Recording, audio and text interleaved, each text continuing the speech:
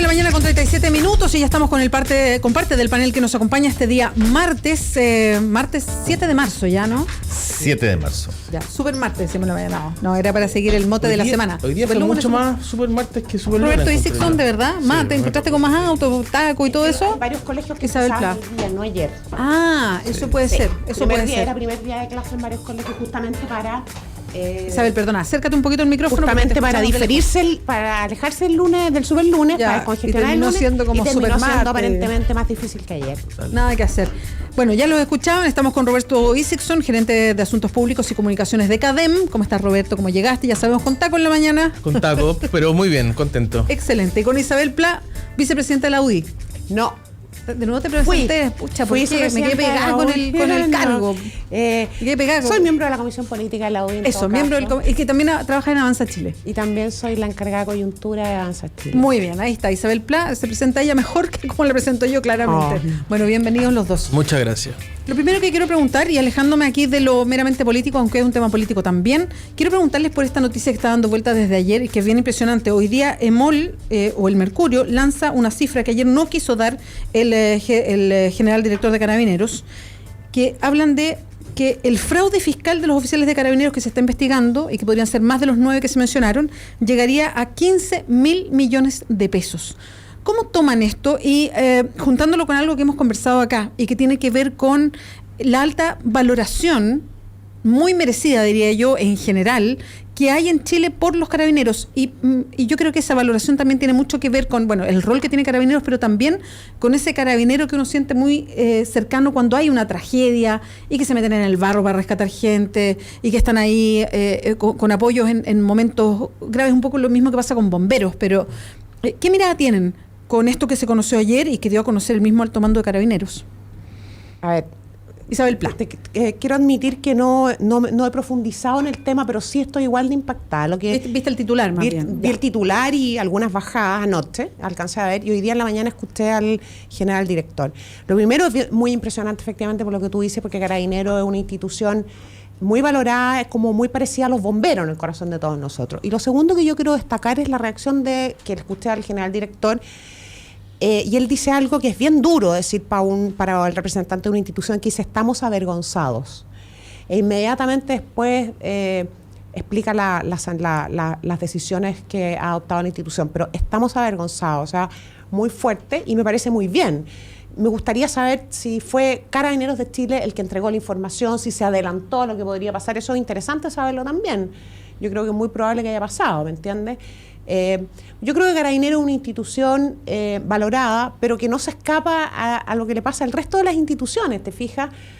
Qué terrible decirlo así, que no se escapa, digamos, no es que no se escape, corrupción, sino que es una institución con seres humanos, lo que te quiero decir. Es perfecto. una institución de personas, de seres humanos, probablemente que tiene estándares y exigencias mayores que otras instituciones, porque además tiene una tradición de ética, de buen comportamiento, en fin, tiene una exigencia en ese sentido, pero es una institución de seres humanos, ¿te fijas? Entonces, ahora, nos llama mucho la atención, nos duele, pero son personas. Isabel, y le voy a pasar el tiro la palabra a Roberto. Decir, es una institución de seres humanos, yo lo entiendo a lo que vas, digamos, que puede haber errores, en fin. Pero es complejo decirlo así, porque uno tendría a pensar que en toda la institución de seres humanos podría haber desfalco por 15.000 millones de pesos. Todas son vulnerables a actos que están reñidos con la ley, para empezar. Todas las instituciones, desde la Iglesia Católica hasta cualquier institución, te fijas, hasta una junta de vecinos, si tú quieres. Todas las instituciones, incluso aquellas que gozan de la mayor valoración de las personas. Insisto, para mí lo más importante hasta ahora es la reacción la reacción del director general, que es la reacción de la institución, la acción dura, la voz dura que yo le sentí, la decisión de dureza, y inmediatamente decir: estamos avergonzados. Para mí habla bien de Carabineros, te fijas, que su máxima autoridad reconozca eso y tome decisiones. Yo fíjate que tengo que reconocer que a mí me asusta un poco determinadas líneas para entender este tipo de cosas. Por ejemplo, yo creo que hay un concepto o frame, para ponerlo en lenguaje técnico comunicacional, que se instala cada vez que esto pasa en determinadas instituciones que se consideran clave. y que obedece al siguiente eslogan. En la naturaleza humana está el que estas cosas sucedan.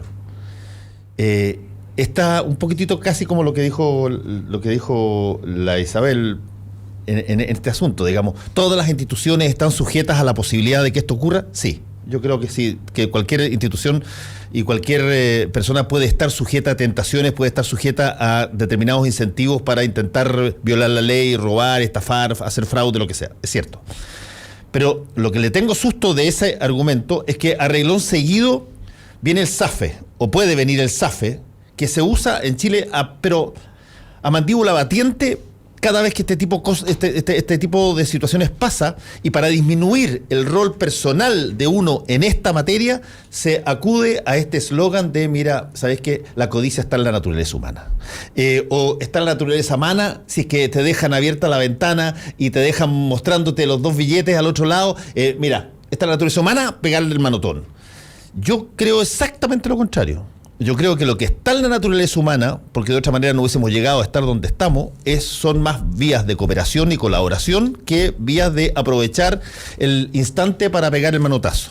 Y por lo tanto, me pareció estupendo lo que hizo el director general de Carabineros en ese sentido, porque no entra a culpar una suerte de...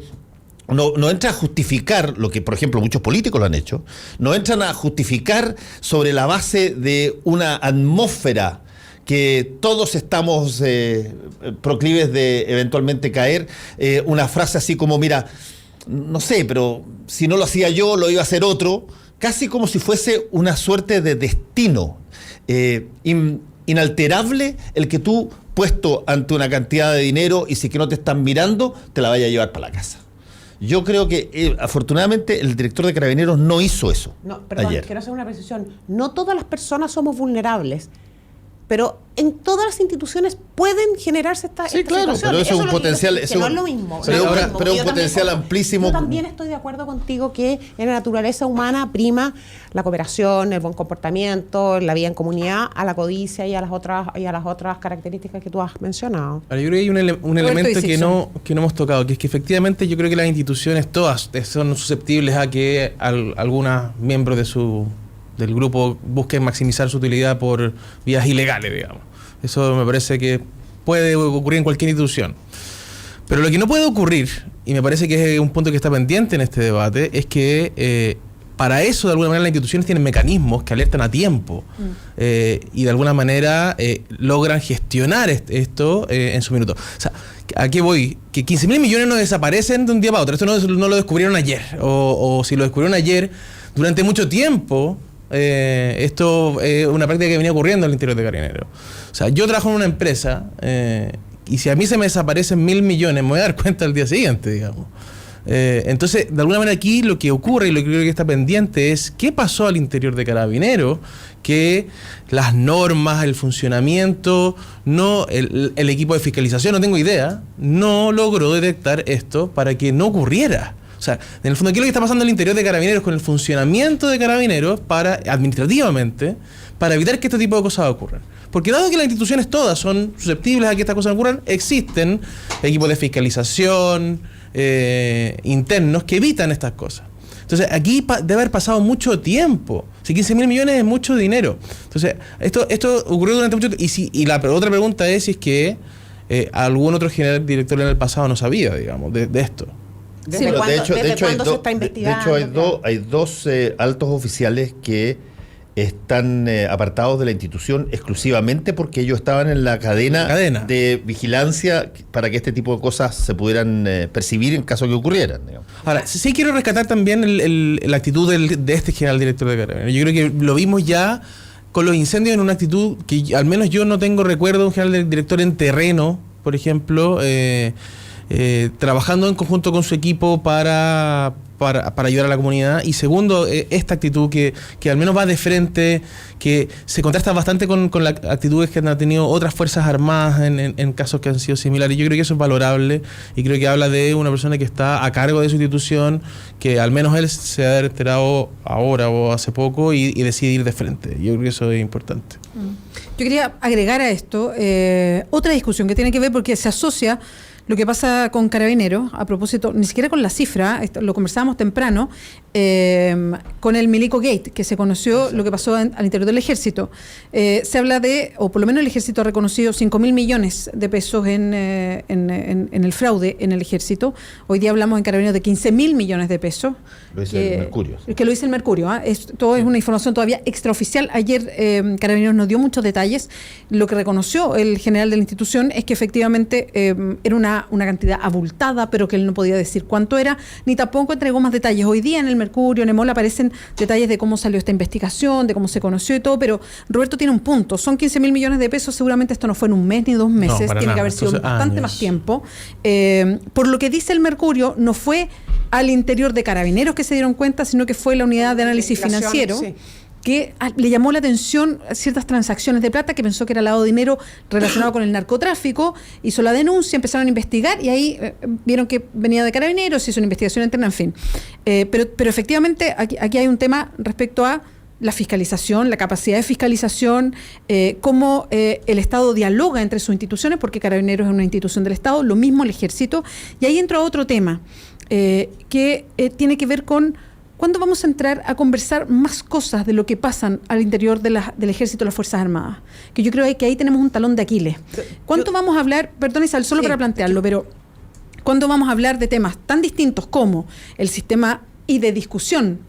Ojo, ni siquiera estoy diciendo, yo tengo una opinión de lo que debería ser, pero discutir los sistemas de pensiones que son distintos, de salud que son distintos, que ellos tengan una justicia que es distinta a la justicia de todos nosotros.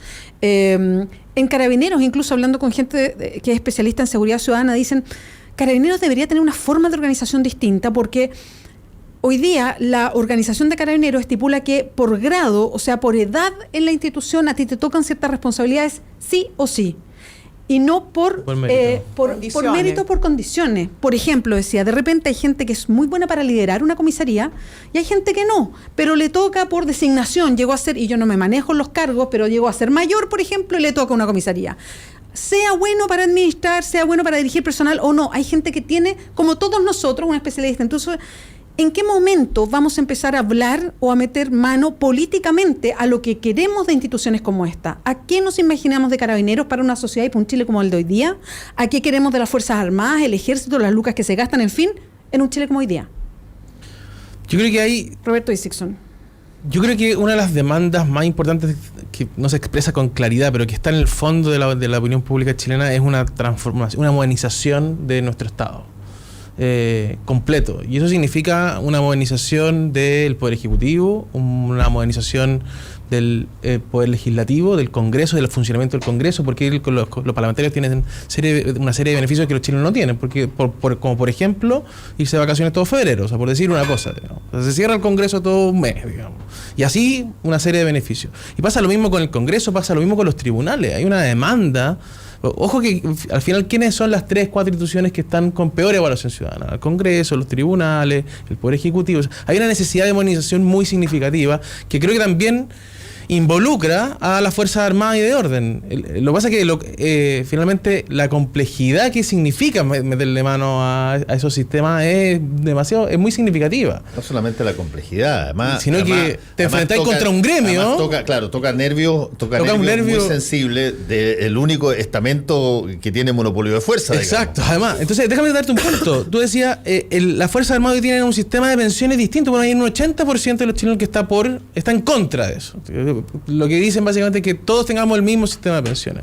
Pero ¿quién tiene la capacidad política para ir a negociar con las Fuerzas Armadas para decirle, ¿sabe qué? Nadie la tenía. Nadie la tiene. Digamos. Pero nadie la ha tenido en 25 o 30 años. Digamos. Entonces, hay una dificultad real cuando tú tienes que, de alguna manera, avanzar hacia la modernización de ciertas instituciones, pero te enfrentas contra intereses corporativos, ¿no es cierto? Y eso es difícil de resolver. Y no sé cómo se resuelve realmente. Mira, yo creo que pasó cuando fue la situación del Ejército, también pensé sobre esto. Yo creo que por sus funciones críticas, por la información reservada que manejan las Fuerzas Armadas e incluso Carabineros, porque, como dice Fernando, cumplen, ¿verdad?, una labor que es el monopolio de las armas.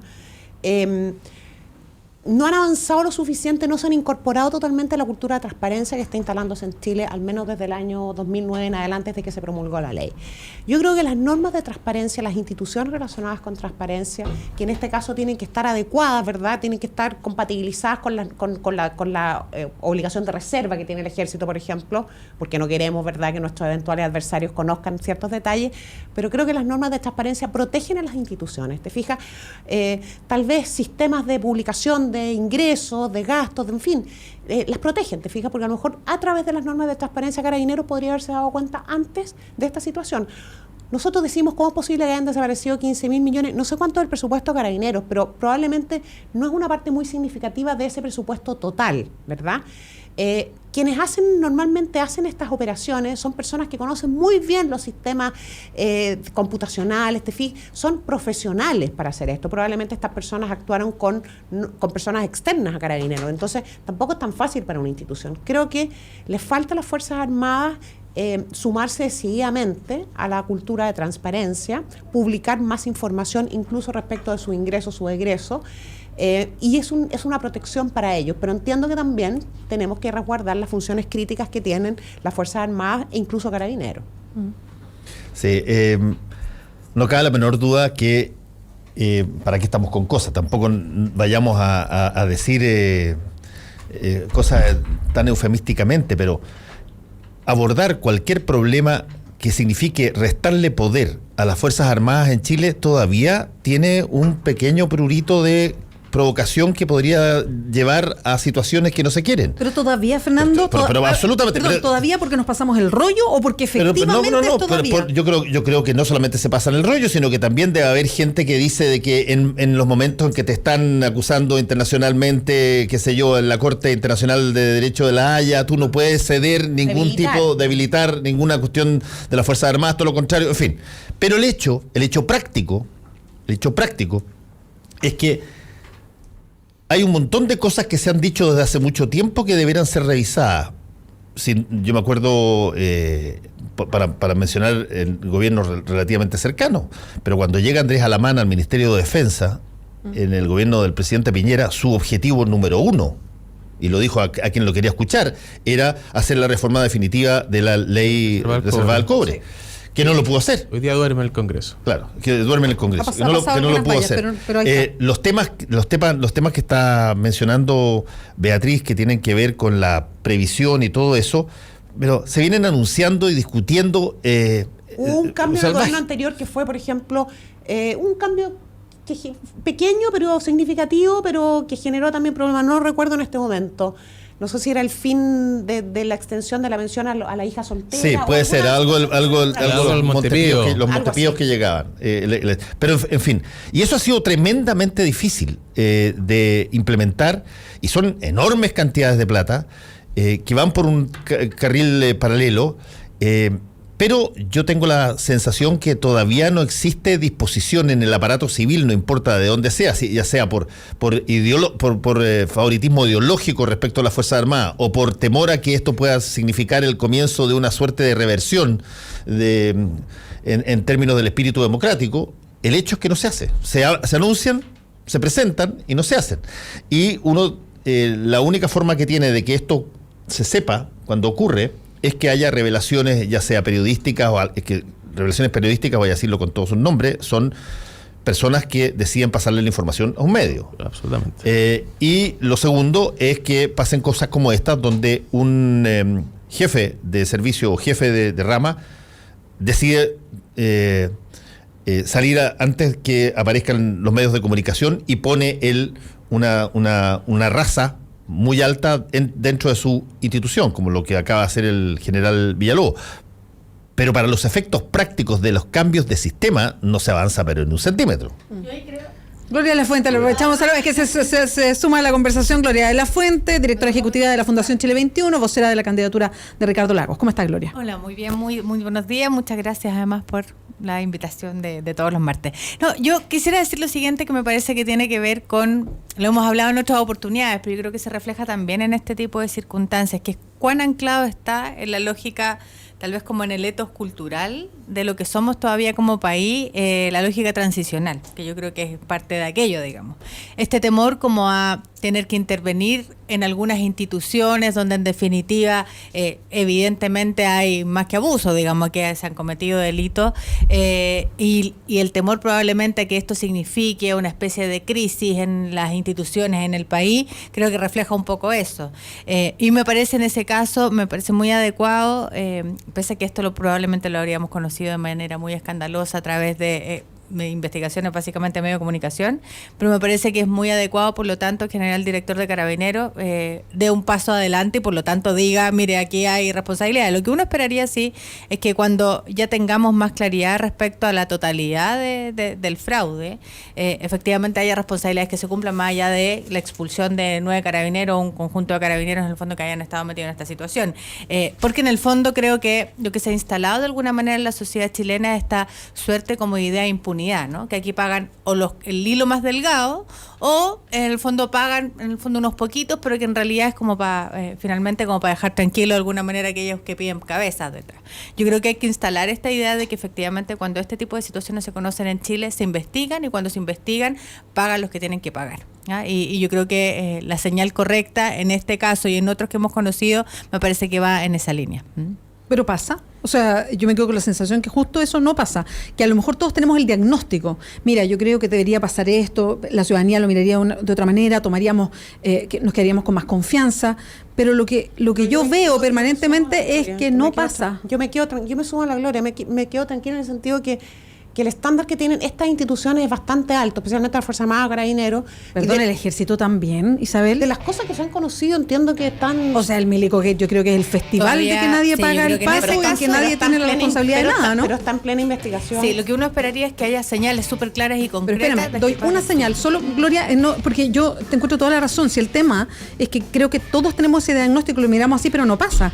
En el caso Milico Gate, no solamente los que estaban presos eran solamente el hilo más delgado, sino que además en el momento que el ministro Astudillo, que es un ministro que pertenece a la Corte Marcial, pero es civil, está investigando el caso y decreta la prisión preventiva para una serie de generales, esto pasa a la Corte Marcial, donde hay solamente gente del Ejército que además son subordinados de esos generales y dicen que no al lugar y están todos en libertad esperando el juicio.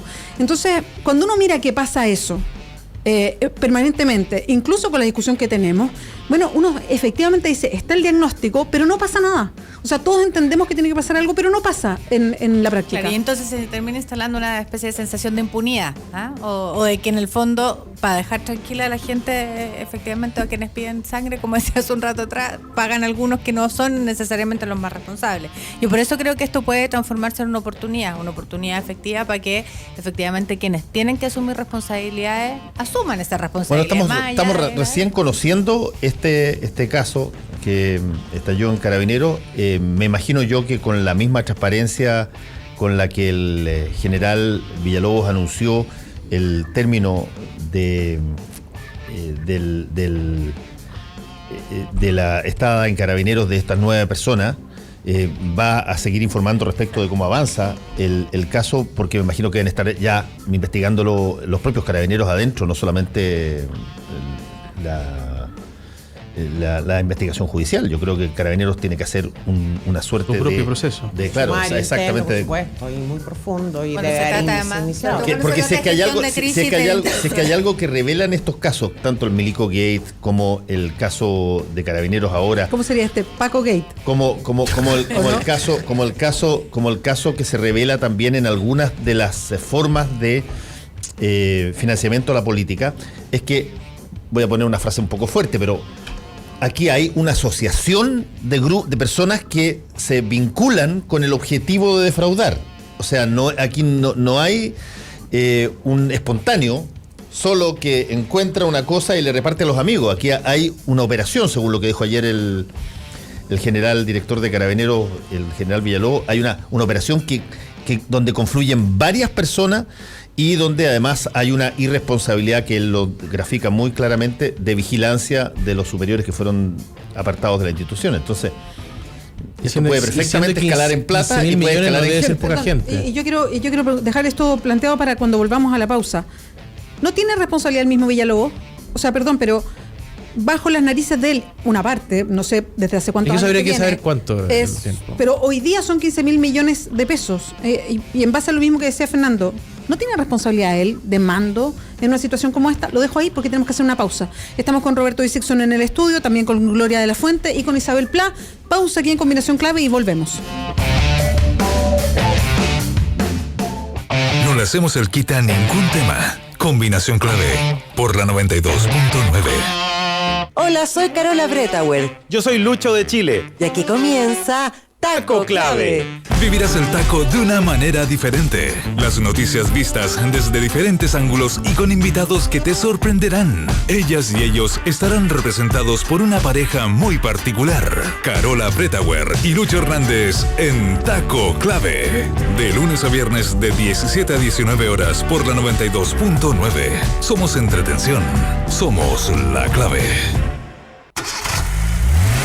Arranca un 2017 de lujo pagando el permiso con tus TC, tarjetas de crédito y Red Compra. Y podrás ganar un Mercedes-Benz A200. Si lo haces vía WebPay, además, participa por uno de los 10 iPhone 7. Recuerda que puedes pagar en 3 cuotas sin interés. Promoción válida del 1 de febrero al 31 de marzo de 2017. Participa en transacciones con Red Compra y tarjetas Visa, Mastercard, Magna, American Express y Diners Club. Sorteo 18 de abril de 2017. Cobro del premio hasta el 17 de junio de 2017. Publicación ganador y más información en www.transbank.cl. Si tú eres de las que se preocupa de dar lo mejor a tu familia, la que da su receta por Facebook, la que da sin esperar nada a cambio, la que da ideas para el fin de semana, la que da consejos por WhatsApp, la que da orden y malcría, la que da permiso, la que da su hombro, la que da amor... Entonces, dale Manantial a tu familia, porque darles agua purificada les hace bien. Manantial no contiene cloro, es libre de sodio y es 100% pura. En Manantial, despachamos gratis toda la pureza y frescura que merece tu familia. Contáctanos al 600-427-2200 o solicítalo en manantial.com. Manantial es vida. En el corazón de Providencia y a pasos del metro, Hotel Nogales and Convention Center. Un servicio de primer nivel con estacionamiento, Wi-Fi y desayuno incluido. En Hotel Nogales ponemos a su disposición nuestro centro de eventos con salones con capacidad hasta 400 personas. Reserve su estadía en hotelnogales.cl o a nuestro teléfono 223-356958. Hotelnogales.cl. Lo hacemos simple para usted. Ser uno mismo, consciente, sin ataduras, solo vivir. Eso es Marley Coffee. Un café 100% orgánico, preparado con granos seleccionados y escogidos desde las maravillosas montañas azules de Jamaica. Tómate un café y vive esta experiencia en sabor y aroma que te ofrece un Marley Coffee. Ahora también en su versión Marley's One Drop, para disfrutar el mejor café frío sin perder lo mejor de Marley Coffee. Disfrútalo al ritmo de la música. Marley Coffee. Stir it up. Opinión, información y debate son una combinación clave. Estás en la 92.9. De un buen ceviche secreto peruano sour. En sus variedades limón, maracuyá, amaretto sour y para los que quieren cuidar la línea, el nuevo secreto peruano cero. El primero y único sour sin azúcar. Secreto peruano sour, el secreto del sour peruano. ¡Ay! Eres parte del panel. Eres combinación clave.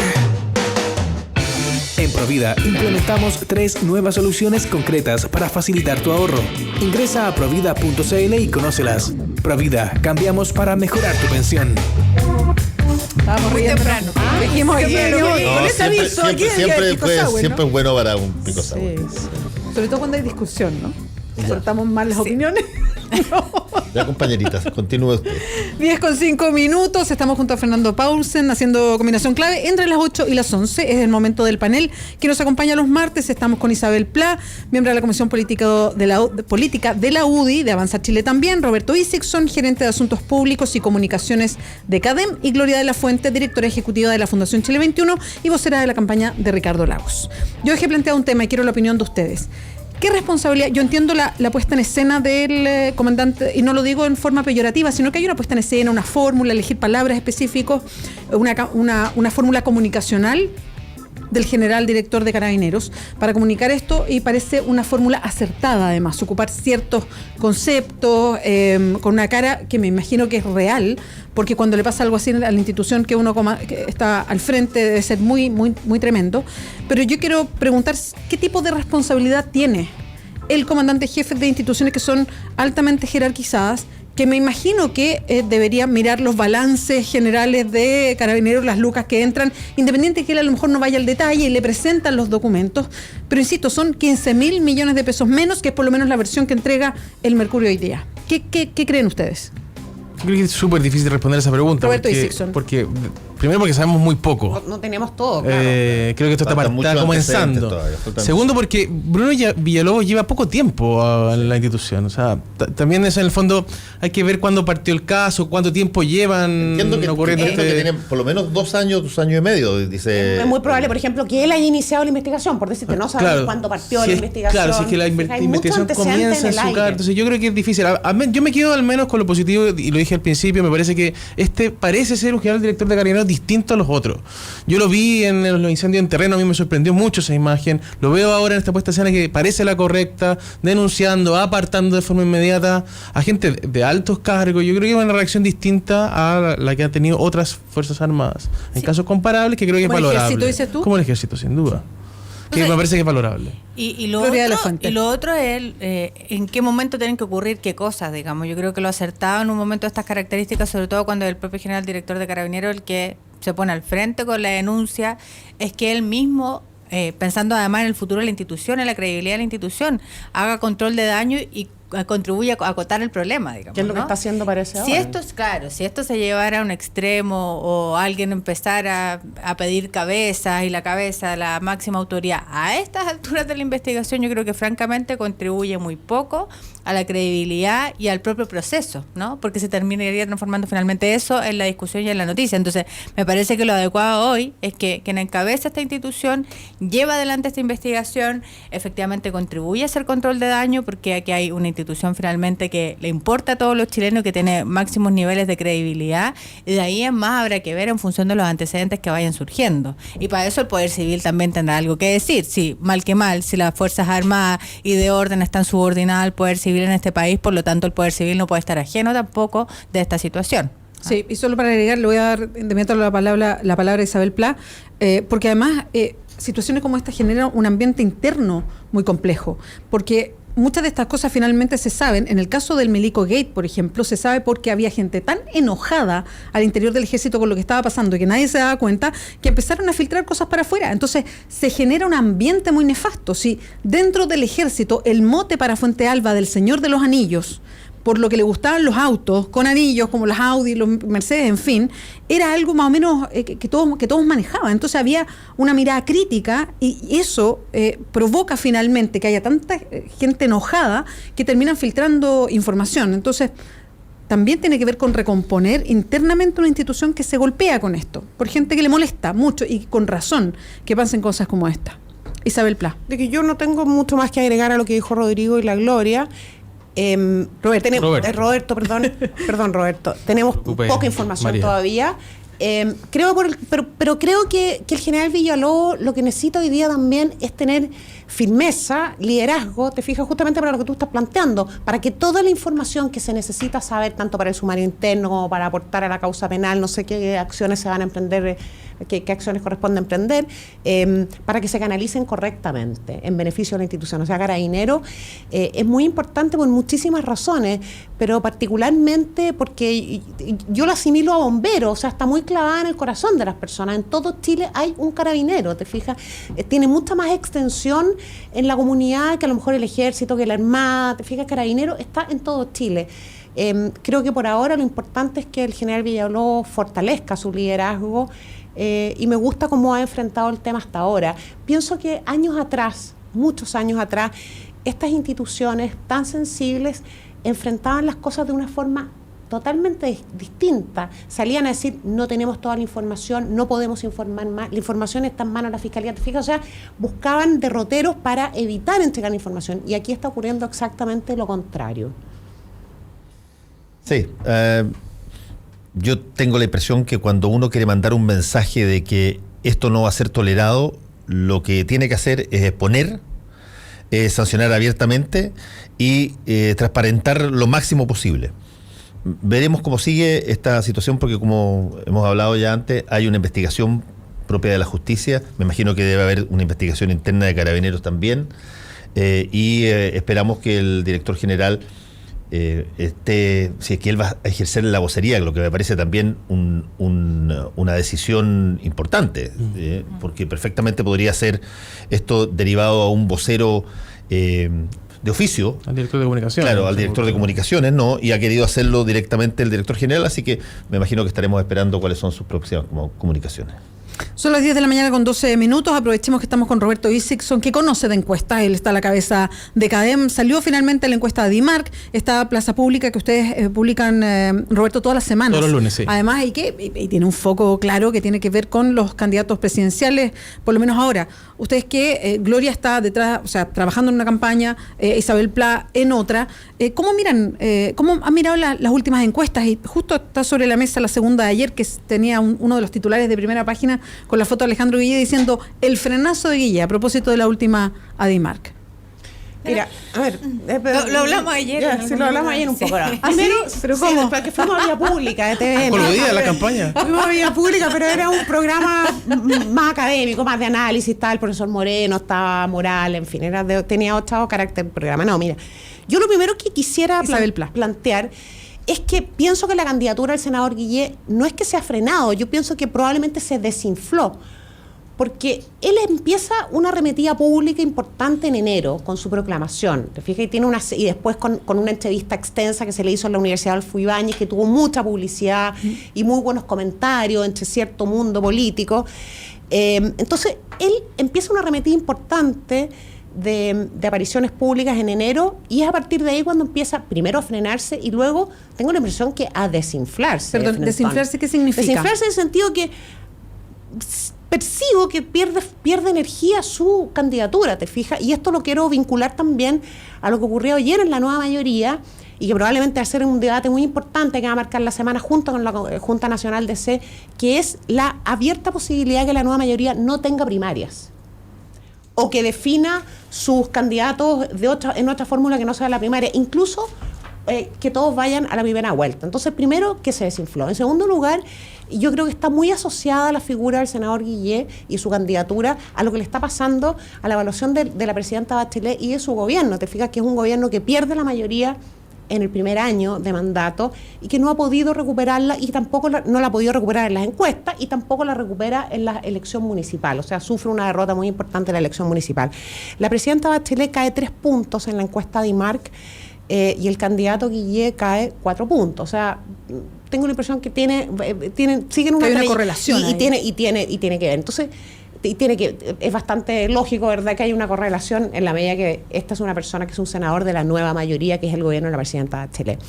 Y pienso, al frente, Sebastián Piñera es una persona que está siendo percibida como la opción de estas expectativas de progreso que yo planteé la semana pasada, que es probablemente lo que está dominando las decisiones de aquellos chilenos que ya saben que van a ir a votar y por quién van a ir a votar. Fíjate, o sea, yo creo que se está anteponiendo una expectativa de progreso, no solo económico, sino en otros ámbitos también, frente a la posibilidad de la continuidad de la nueva mayoría. Eso es como lo primero. Gloria de la Fuente, que había pedido la palabra, después Roberto Isixson. A ver, primero yo creo que hay que poner, para ser justo, la situación en justo. O sea, me parece que es un exceso el titular ayer de la segunda en función de lo que nosotros vemos y los datos objetivos. Estamos en un margen, estamos básicamente con 3-4 puntos de diferencia que están dentro del margen de error. Lo conversábamos ayer además con los académicos de la respectiva universidad. ¿Entre quién? ¿Entre Sebastián Piñera y Alejandro Guille? Exacto, o sea, no, pero además la diferencia, la diferencia que marca está dentro del margen de error de la encuesta. Por lo tanto, esto de decir frenazo, Guille va en picado, aquí se empieza... No, me parece que es injusto con la candidatura de Guille, porque dentro de la encuesta está dentro, por cierto, como decía, del margen de error.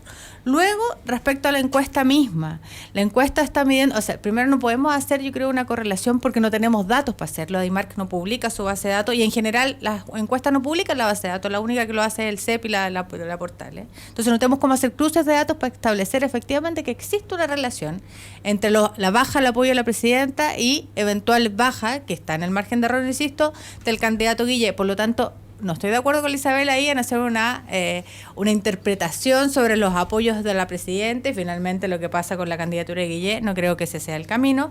Y lo siguiente es decir, y respecto a las encuestas en particular, que dado que no tenemos un escenario electoral constituido, ni en la derecha, ni en la nueva mayoría con claridad, ninguna encuesta está midiendo en rigor intención de voto. Lo que tenemos como encuesta hoy en día es más bien la medición de cierto clima de opinión pública favorable o desfavorable a ciertas candidaturas. Y lo digo porque me parece que también es responsable respecto a, sobre todo cuando miramos los datos que tienen que ver con los niveles de abstención. Por ejemplo, los niveles de gente que finalmente no se expresa, no se opina, no sabemos de cuánta la gente además que tiene alguna expresión de opinión va a ir a votar. Entonces, creo que todavía el escenario, pese a que hay claridad sobre algunas preferencias, digamos, la opinión pública, pero todavía el escenario es un escenario abierto. ¿Por qué? Porque no lo tenemos en rigor constituido. Pueden pasar muchas cosas en los próximos meses, de cara a la primaria y luego de cara a la elección presidencial. Y en ese cuadro me parece que es aventurado sacar, en el fondo, cuentas alegres para cualquier candidatura. Roberto yo creo que se puede decir mucho sobre esto. Bueno, claro, la llevo casi 400 y tantas semanas en esto. Sí.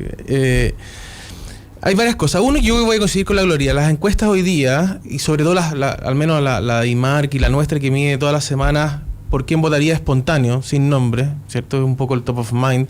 Y quién cree que será el próximo presidente también espontáneo. Lo que reflejan es más bien un clima de opinión y no pretenden anticipar el comportamiento electoral de los ciudadanos. Porque además, estas son encuestas, y es bueno decirlo, que buscan a la opinión pública, es decir, a todos los mayores de 18 años. No hacen un esfuerzo especial por identificar a aquellos que tienen una más alta probabilidad de ir a votar, que sería el público objetivo correcto de una encuesta que busque anticipar el comportamiento electoral en noviembre. Perdona, Roberto, solo un paréntesis de lo que estabas contestando. ¿Ustedes piensan hacer algo así en CADEM cuando se acerque? De hecho, en tu encuesta del domingo está así. Pues. No sabemos bien cómo vamos a seguir. Yo creo que hemos definido una ruta de medir el clima al menos hasta las primarias y todavía no sabemos bien qué hacer, porque si es que quisiéramos avanzar hacia anticipar realmente el comportamiento electoral, eso involucra hacer cambios muy significativos en nuestra encuesta. Como por ejemplo dejar de medir la aprobación presidencial como la primera pregunta. Como dejar de publicar semanalmente. Tendremos que empezar a acumular información. Entonces, porque hay que hacer más preguntas al respecto. Necesitas más preguntas, no puedes introducirle sesgos al cuestionario, te fijas, como por ejemplo puede ser la aprobación presidencial. Cuando tú tienes la aprobación presidencial en la pregunta 1, yo te pregunto, ¿usted aprueba o desaprueba Bachelet? Tú dices desapruebo, hoy día el 70%, 7 de cada 10 desaprueba. Eso tiene un impacto sobre la pregunta electoral que es la P7 o la P8, digo. Entonces, hoy día el foco de las encuestas de opinión pública, de todas las que hay disponibles, es el debate público en general, donde lo electoral es una parte. Pero hoy día el foco es la aprobación presidencial, las reformas, el gobierno, la coyuntura de la semana y también, digamos, lo electoral. Entonces, requiere de mucho cambio. Nosotros estamos viendo cómo vamos a seguir y si es que seguimos. Yo creo que quizás una vez llegada la primaria o que se defina la primaria, realmente nos restamos de ese debate. No lo tengo claro. Porque de lo que sí sé es que herramientas electorales son distintas a herramientas de opinión pública y eso hay que ser cuidadoso con eso. Segundo, entendiendo que esto refleja un clima de opinión, yo tampoco estoy de acuerdo y le restaría dramatismo a lo que está ocurriendo con la candidatura de Alejandro Guillén. No se está desinflando por ningún motivo. O sea, Alejandro Guillén en agosto del año pasado marcaba 1%. Y terminando diciembre estaba empate con quién era con quién es el frontrunner de esta elección, que es Sebastián Piñera, hace mucho rato. Y eso fue una tendencia muy significativa, muy creciente. La elección en pos de la gloria, digamos, ha tendido a polarizarse en torno a la figura de Guillé y Piñera. Los otros actores parecen más bien ser satélites de esta elección, que hoy día la opinión pública la tiene muy concentrada y muy guiada en dos polos distintos, muy opuestos entre sí, que lo muestra también la encuesta esta semana, que son Piñera y Guillé. ¿Qué es lo que ocurrió específicamente con Guillé? Lo que ocurrió es que, y lo muestra nuestra encuesta con mucha claridad, que es que efectivamente tuvo un costo. Guillé sube, y esto es importante, cuando uno mira los crecimientos de los otros candidatos en el pasado, de izquierda o de derecha, en general tienden a estar en torno al 20%. Es el espacio normal para un candidato de centro-izquierda o centro-derecha estar en torno al 20%. Y ese espacio se lo toma Guillé con mucha rapidez durante el 2016. ¿Qué ocurrió? Es que Guillé llegó a un piso, a un techo, por así decirlo, no es el techo final, digamos, pero llegó a un techo de un 18%, que él logra aumentar un 22% después de la semana posterior a su anuncio formal, a su evento en el Partido Radical. Y ese 22% no lo logró sostener en el tiempo porque vinieron los incendios. Y efectivamente los incendios, al parecer, lo que muestra la encuesta al menos, es que tuvo un impacto sobre la candidatura de Alejandro Guillé y le volvió a quitar esos 4 puntos. Es una hipótesis. No, nosotros lo tenemos probado. O sea, yo creo que tú lo ves, digamos. Sí, por supuesto. Y la caída, digamos, de el impacto que tuvo en la gestión del gobierno, los incendios, que tuvo un neto de menos 16, que es solo comparable al neto que tuvo Cabal. O sea, ese es el impacto que tuvo los incendios en la gestión del gobierno. Tuvo un impacto sobre la candidatura de Alejandro Guillé, pero no es una candidatura tampoco muy significativa. Y Guillé retrocede esos 4 puntos y hoy día está estable en unos 18 puntos. Sobre Sebastián Piñera, lo cierto es que Sebastián Piñera lleva 12 semanas, 14 semanas estable, sin ningún movimiento. Y la pregunta es, porque nosotros lo medimos la semana pasada, ¿por qué Exalmar no afecta la candidatura, en esta oportunidad, la candidatura de Sebastián Piñera? Porque y eso tengo 2 hipótesis. Una, porque ya le había afectado en noviembre. En noviembre Piñera estaba en 28 puntos y llegó a estar en 22, producto de Exalmar. O sea, 5 puntos, 6 puntos le impactó. Perdón, porque además ustedes hicieron otra pregunta a las personas. Bueno, exacto, nosotros le preguntamos. Y un 73% no le cree a Sebastián Piñera a propósito de Exalmar, que es un aumento de casi 14 puntos en comparación a noviembre. Tu pregunta es que especifiquemos la pregunta, porque no le cree que no sabía de los negocios de Bancar, que Bancar hacía durante su gobierno. O sea, la gente cree que Piñera sí estaba informado de los negocios de Bancar durante su gobierno, y eso tuvo un crecimiento de 14 puntos. En la gente que te dice que sí sabía. Mi hipótesis es la siguiente: Piñera ya perdió esos puntos. O sea, la gente que lo apoyaba y que le importa el tema de la relación negocio-empresa ya los perdió en noviembre. Y por lo tanto ya se fue en noviembre. Por el caso de Dominga, o sea, el primer caso de Exalmar en tu hipótesis es que lo de Dominga... Lo de Dominga, por lo menos ahora, no tuvo ningún impacto porque esa gente ya se mantuvo en noviembre del año pasado. Porque está muy claro, nosotros lo medimos, el 73% te dice que no le cree, pero efectivamente su intención de voto se mantuvo relativamente estable. Y de hecho, y le lleva a la segunda hipótesis, que me parece que la pregunta más entretenida que hicimos nosotros esta semana, que es la de los atributos. A mí me parece que la elección se va a definir por el atributo confianza. ¿Qué es lo que nosotros entendemos los chilenos por confianza? ¿Qué es lo que nutre la confianza? Y en Piñera la confianza es capacidad, es estar preparado para ser presidente de Chile, es autoridad y liderazgo. Y no es... Lo que no es Piñera es honestidad, cercanía, empatía, etc. Entonces, Exalmar le pega por el lado de la honestidad, cosa que Piñera no tiene. Entonces, si tú le quieres pegar a Piñera, tienes que ir a pegarle al otro lado, a la autoridad de liderazgo, a la capacidad, a la gestión. Y eso es algo que no ha ocurrido en este caso. Entonces, desde mi punto de vista, al menos, que es lo que puede seguir ocurriendo. Yo creo que la repetición es muy mala. O sea, si en el fondo, si Piñera no cierra de una vez por todas este flanco y empieza a correr todas las semanas lo mismo, efectivamente puede verse afectada su intención de voto. Pero al menos ahora, lo que sabemos es que Piñera está completamente estable, sin crecimiento alguno, porque también se ha instalado como que la sensación de que Piñera está hecho un campeón, creciendo, y la verdad es que lleva 12 semanas, 14 semanas sin crecer en su intención de voto. No está. Sí, aquí hay un comparado. Oye, Isabel, yo quiero hacer varias precisiones, voy a ser breve. Primero, ¿precisiones u opiniones, Isabel? Opiniones con precisiones. Las dos cosas, la combinación. Roberto, de tu encuesta me encantó especialmente y yo les sugiero a los auditores que vayan y la miren. Me encantó la segmentación que hace respecto de las personas que están casi decididas o muy decididas a ir a votar. Una mayor disposición. La encuesta hace una segmentación muy interesante respecto al interés que tienen las personas en la elección presidencial y su interés en ir a votar. Y lo segmenta por regiones, por sexo, por condición, por percepción, por identificación política, en fin. Lo cierto, sí, lo que nos importa es que en la centro derecha, tanto el interés como la disposición a ir a votar es significativamente mayor que las personas que se identifican con la centro izquierda, y ese es un dato. Lo segundo... Pero es un dato bien obvio. Es un dato de la encuesta. Sí, hoy día es más interés en la centro derecha que la centro izquierda. Para ir a votar. Claro. Yo pensé que para ir a votar por Piñera. Beatriz, yo en verdad, está muy entretenida esa parte de la encuesta. Porque en general tienden a empatarse la centro izquierda con la centro derecha. O sea, deberían manifestar la misma. Hoy día hay una poquita. Si yo fuera un analista, si yo fuera un asesor de la nueva mayoría, diría, oye,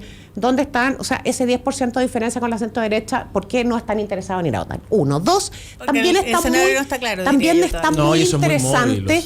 También está interesante lo de los atributos, que también lo hace Dimark y otras encuestas, pero en esta oportunidad me parece que tiene bastante detalle. Quiero decir que en materia de confianza, el expresidente Sebastián Piñera tiene exactamente 33 puntos por encima de la confianza que genera o que es percibida para el candidato Alejandro Guillé. Y esto tiene que ver exactamente con los temas, con la pregunta que tú haces respecto a si las personas creen que el presidente sabía o no sabía de sus negocios. Yo creo que también, además de saber o no saber, también ha permeado en la opinión pública información que la semana pasada fue muy significativa, como por ejemplo que el fiscal Guerra, que es quien está a cargo de la investigación de Exalmar y de la ampliación de la querella ahora con el tema Domingo, dijo que hasta ahora, al menos después de 114 días de investigación, que los tengo contados, no tenía antecedentes que permitiera, no tenía antecedentes. Yo tengo mi propio mostrador. Yo tengo mi propio mostrador. Espérate, escúchame, lo dijo claramente el fiscal, incluso en 2 o 3 puntos de prensa siguientes lo repitió. No tenemos hasta ahora antecedentes que le permitan imputar un delito a Sebastián Piñera. Y creo que eso también es un elemento importante que tiene que ver con Déjame hacerte una pregunta, Roberto, respecto de tu encuesta. Sí. Que varias personas lo están preguntando. Como tú lo haces toda la semana, ¿tú toda la semana escoges público nuevo o repites el? No, 100% nuevo. O sea, tú abarca, ¿cómo lo hacís? ¿Cómo lo hacís para conseguir público nuevo? ¿La tuya es telefónica? Es una encuesta telefónica que tiene un mix con encuestas cara a cara en puntos de afluencia, que lo que busca es mejorar la representatividad de las encuestas telefónicas que sabemos hoy día que tienen ciertas deficiencias. O sea, las encuestas telefónicas tienen ventajas, como por ejemplo te permite llegar a todo Chile, a comunas que no podrías llegar de otra manera en 2 días, ¿verdad? Pero tiene problemas para representar a las capas altas, al 10% más rico, porque se cambió el celular, por decir algo, y luego tiene un problema con los segmentos más bajos, porque la gente no tiene teléfono fijo. Entonces nosotros hacemos un complemento con 200 encuestas en punto que nos permite mejorar la representatividad de la encuesta. Y de hecho, si tú comparas nuestros resultados, por ejemplo, en las preguntas que son más relevantes, la aprobación presidencial, la percepción de si Chile va por un buen camino o un mal camino, la percepción de progreso económico, incluso el ranking de actores políticos o la misma intención de voto con encuestas probabilísticas o en hogares, complejas, incluso que consideran el mundo rural, nosotros no lo consideramos, los resultados son exactamente iguales o muy parecidos, digamos, muestran la misma tendencia. Entonces creemos que tenemos hoy día un instrumento que nos ha permitido de alguna manera seguir a la opinión pública, de representarla de forma adecuada. Y efectivamente son 700 casos nuevos toda la semana. Y esto a la Gloria le gusta criticar esto de que no son 1000 y que por lo tanto que el mundo internacional dice que tienen que ser 1000. Bueno, nosotros hacemos 2.800 encuestas al mes. No hacemos 700, hacemos 2.800 al mes. Y cuando el mes tiene 5 semanas, hacemos 3.500. 2.800 personas distintas todos los meses. O sea, es una encuesta mensual, si uno quisiera mirarla así, de 2.800 personas. O sea, nosotros triplicamos la muestra de IMARC al mes, la triplicamos. Entonces, de alguna manera, incluso nosotros a veces, dado que la encuesta es semanal y muestra la coyuntura semanal, pero uno podría tomar los 4 puntos y hacer un agregado mensual. No lo hemos querido hacer porque nuestro estilo o nuestro producto es semanal. No competimos con productos mensuales, pero uno podría agregar la información en una sola base de datos y tirar datos mensuales a 2.800, 3.500 casos sin ningún problema. Gloria de la Fuente, que había pedido la palabra. No, 2 cosas. Uno, yo creo que, no podemos, en el fondo, matar al mensajero porque no nos gusta el mensaje. Por lo tanto, yo creo que no entraría en la disputa de las encuestas o no, pese a que es un debate que está instalado en Chile, que ha tratado de instalar otra gente que hace, por ejemplo, Marta Lagos, que hace encuestas también, y me parece que es razonable, pero razonable también explicar qué es lo que representa el instrumento que nosotros, en el fondo, estamos señalando. Y tal como señala Roberto, efectivamente, la encuesta que ustedes hacen no es una encuesta probabilística, pero no, para nada, es una encuesta de cuota. Coincido totalmente que mide cierto clima de opinión pública y eso, en el fondo, genera cierta relación, cierta correlación además con otros instrumentos que uno ve que indican más o menos lo mismo, y esas encuestas que muestran base de datos y encuestas que no muestran base de datos. Si uno mira la encuesta CEP, tampoco es tan distinto el panorama, por lo tanto tampoco es tan contraintuitivo lo que uno podría pensar que muestra la encuesta, y en ese caso me parece que no tiene ningún sentido mirarlo de la encuesta. Sí creo que es importante, y vuelvo ahora más bien al lado de la lógica electoral, que tiene que ver con los determinantes del voto. A propósito de lo que decíamos del impacto del caso Exalmar y eventualmente el caso Dominga en el caso de Piñera y otras cosas que puedan en el fondo surgir en la discusión ahora en el año electoral. Como siento que han ido desapareciendo los clivajes, es decir, los determinantes del voto más gruesos o más duros que en el fondo separan de alguna manera los electorados en este país, o en general los sistemas electorales, los sistemas políticos, yo siento que cada vez son más importantes, somos más vulnerables a los determinantes del voto de corto plazo. Es decir, aquellas cosas que son de pronto muy de la coyuntura y que finalmente terminan impactando cierto clima de opinión pública, más aún con voto voluntario. Porque cuando tenemos voto voluntario, finalmente hay elementos que hacen que un día domingo en la mañana una persona decida levantarse a votar o más bien vaya a la feria o al supermercado porque en realidad esto no le importa. Entonces, creo que estamos frente a una discusión que es delicada, que creo que las encuestas no capturan suficientemente. De hecho, lo que hace en general la experiencia internacional es preguntar varias veces sobre la intención de si votó en la última elección, porque la probabilidad de haber votado en la última elección indica que probablemente tú vas a ir a votar a la siguiente versus una persona que nunca iba a votar, por ejemplo. Entonces yo creo que tenemos que mirar con más detalle y con más cuidado aquello que nos muestran las encuestas, justamente porque estamos en un escenario...